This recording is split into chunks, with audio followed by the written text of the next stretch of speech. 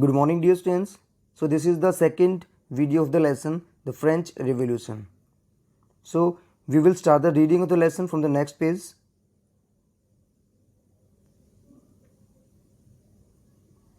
A growing middle class envisages an end to privileges. So एक मध्यम वर्ग middle class जो उभर कर सामने आ रही थी, उन्होंने कल्पना की, एनविसेज मीन्स टू इमेजिन, उन्होंने कल्पना की कि जो प्रिविलेजेस हैं फर्स्ट और सेकंड स्टेट के पास उनका अंत हो. So in the past, peasants and workers had participated in revolts against increasing taxes and food scarcity. 1789 से पहले भी पेजेंट्स और वर्कर्स ने उन्होंने विद्रोह किए हैं बढ़ते हुए टैक्स के खिलाफ और अनाज की कमी के खिलाफ. But they lack the means and programmes to carry out full scale measures. तो उनके पास साधनों की कमी थी और ऐसे प्रोग्राम्स भी नहीं थे कि वो अपने जो विद्रोह हैं उनको एक बड़े लेवल तक ले जाएं. That would bring about a change in the social and economic order, जो कि एक बदलाव लेकर आएगा सामाजिक और आर्थिक व्यवस्था के अंदर. So this was left to those groups within the third state who had become prosperous and had access to education and new ideas. So ये जो काम पेजेंट्स और वर्कर्स ने स्टार्ट किया था वो बड़े लेवल तक नहीं ले जा सके. सो ये काम छोड़ दिया गया किन लोगों के लिए?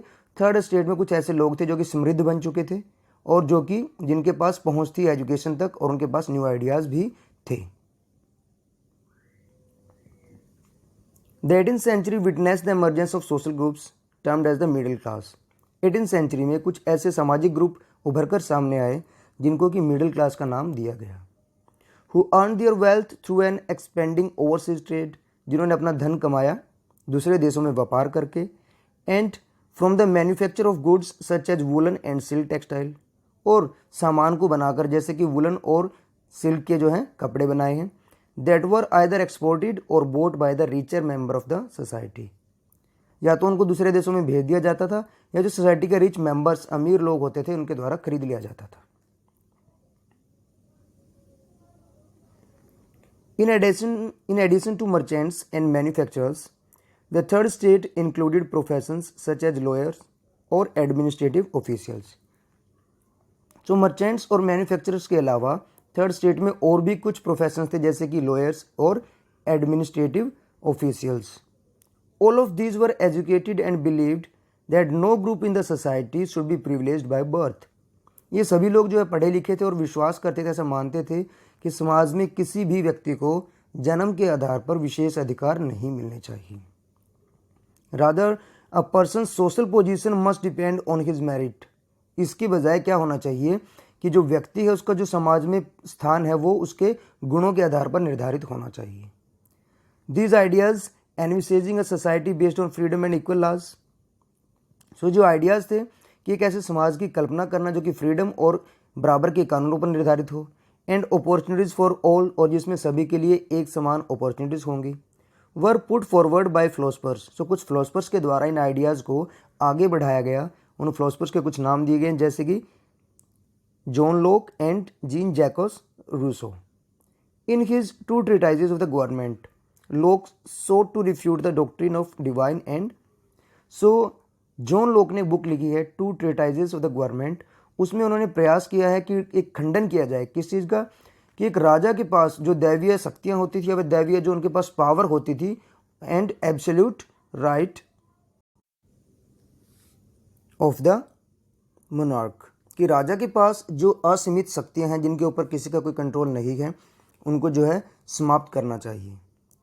Rousseau carried the idea forward proposing a form of government based on social contract between people and their representative.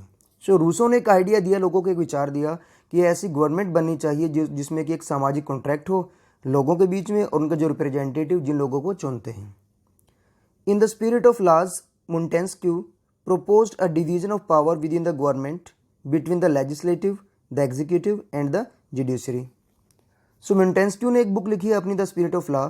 उसमें उन्होंने आइडिया दिया है कि गवर्नमेंट को जो है 3 लेवल्स पर डिवाइड करना चाहिए, लेजिस्लेटिव पे, एग्जीक्यूटिव पे और जुडिशरी पे. This model of government was put into force in the USA. So ये जो मॉडल बताया है कि गवर्नमेंट को 3 पार्ट्स में डिवाइड कर देना चाहिए, ये मॉडल जो है USA के द्वारा जो है प्रयोग किया गया. After the 13th colonies declared their independence from Britain.